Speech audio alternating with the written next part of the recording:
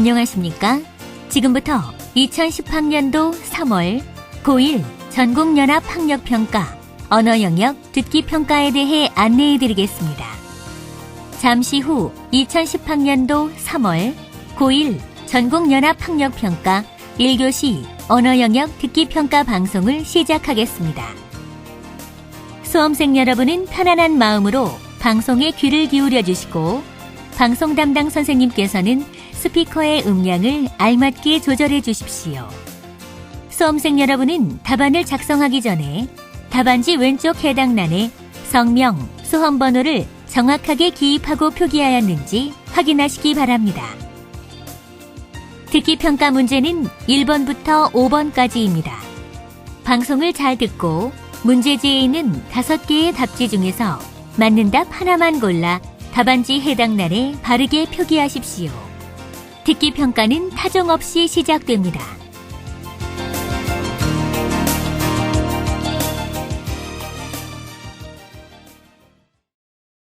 그러면 지금부터 1교시 언어영역 듣기평가를 시작하겠습니다.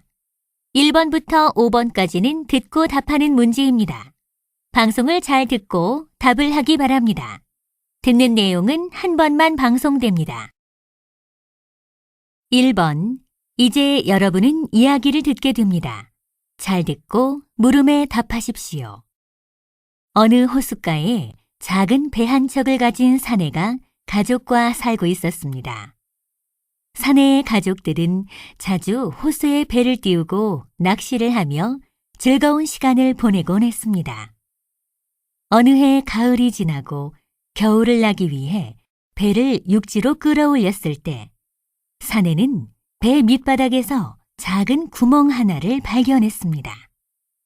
고쳐야 할 정도의 구멍이었지만 사내는 내년 봄에 다시 배를 타게 되면 고쳐야겠다고 생각하곤 페인트공에게 맡겨 칠만 새로 해두었습니다. 이듬해 봄 햇살이 내리쬐던 날 사내의 두 아들은 낚시를 하고 싶다고 사내를 졸랐습니다. 사내는 흔쾌히 허락을 했지요. 물론 배에 구멍이 뚫려 있다는 사실을 까맣게 잊어버린 채 말입니다.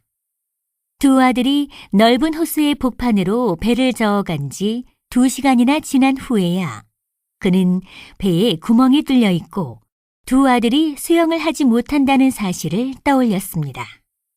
당황한 그가 급히 집을 나선 순간 마침 두 아들이 배를 끌고 돌아오는 모습을 보았습니다. 안도의 한숨을 돌린 후 사내는 배의 밑바닥을 유심히 살펴보았습니다. 예전의 구멍이 무엇인가로 막혀 있고 그 위에 페인트가 칠해져 있었습니다. 페인트공이 구멍을 막아주었던 것이지요. 사내가 페인트공을 찾아가 감사 인사를 했더니 페인트공은 그냥 구멍이 보이기에 위험할 것 같아서 막아놓은 것뿐입니다 라고 말했습니다. 사내는 페인트공의 손을 한참이나 붙들고 있었습니다. 두 아들의 생명을 구해준 은혜를 무슨 말로 더 표현할 수 있었겠습니까?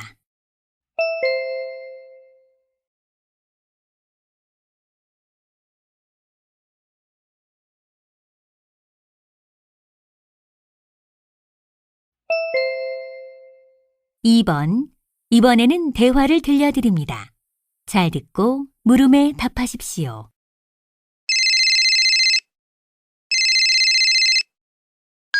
여보세요? 선생님, 안녕하세요.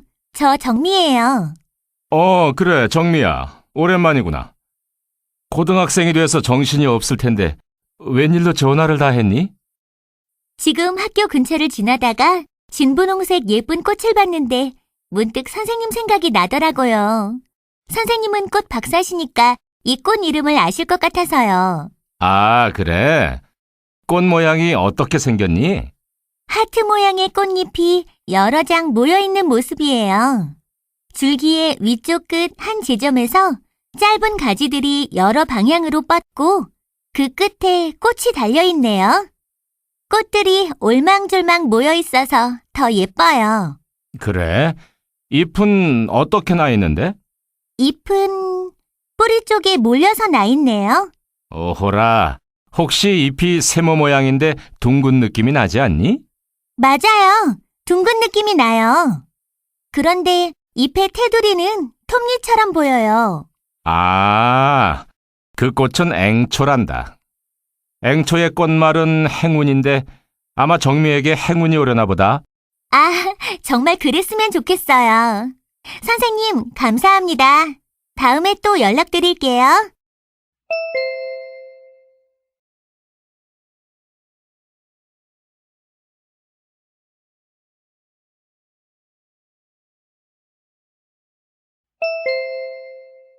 삼 번 이번에는 강연을 들려드립니다.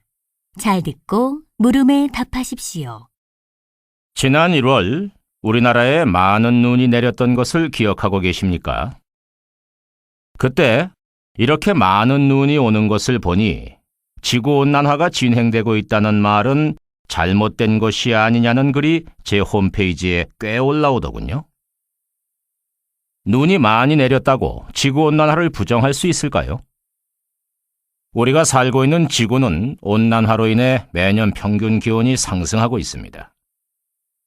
지구가 뜨거워지다 보니 적도 부근의 바다에서 증발하는 수증기량도 계속 증가하게 됩니다.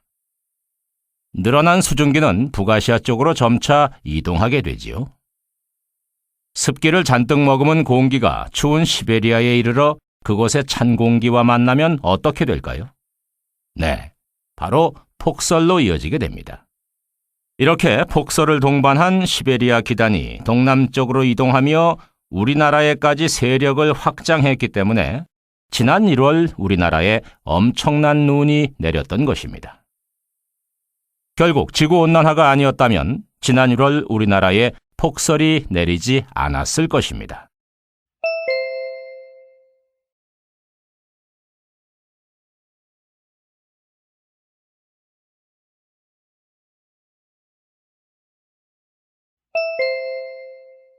사 번과 5번 이번에는 토론의 일부를 들려드립니다. 잘 듣고 4번과 5번 두 물음에 답하십시오. 여러분, 대체 휴무제라고 들어보셨습니까? 대체 휴무제란 공휴일이 주말과 겹칠 때 그 직전 금요일이나 그 다음 월요일에 하루를 쉬도록 하는 제도를 말합니다. 오늘은 대체 휴무제에 대해 서로 다른 의견을 가지고 계신 두 분을 모셨습니다. 두 분 안녕하십니까? 안녕하십니까? 작년에는 유난히 주말과 겹치는 공휴일이 많아서 그런지 저도 대체 휴무제가 있으면 좋겠다는 생각을 했습니다. 그럼 찬성 측에 먼저 묻겠습니다. 대체 휴무제를 찬성하는 근거는 무엇인가요? 일에 치우친 생활을 하다 보면 업무 스트레스가 심해지고 가족 결속력이 느슨해지는 등 여러 가지 문제가 발생하게 되죠. 대체 휴무제는 국민 생활의 질을 높여줄 수 있는 좋은 계기가 될 것입니다. 얼마 전에 이 토론을 준비하면서 대체 휴무제에 관한 공청회에 다녀온 적이 있습니다. 아무래도 기업 쪽에서 크게 반발하더군요.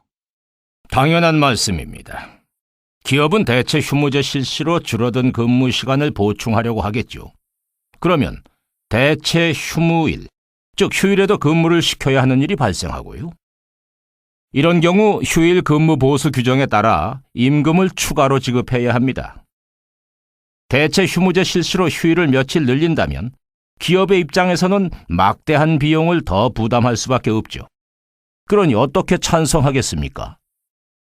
저는 연휴에는 주로 여행을 하는데 그러다 보면 평상시보다 소비가 늘어나더군요.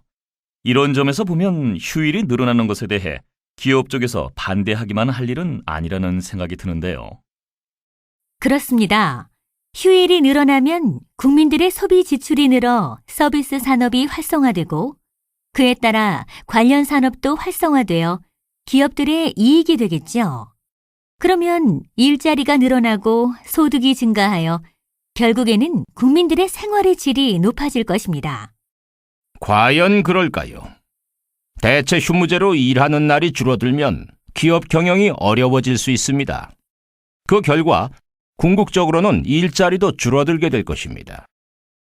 대부분 회사가 보장하는 유급 휴가가 있기 때문에 정말로 휴식을 위해서라면 대체 휴무제가 필수적인 제도는 아니라고 봅니다.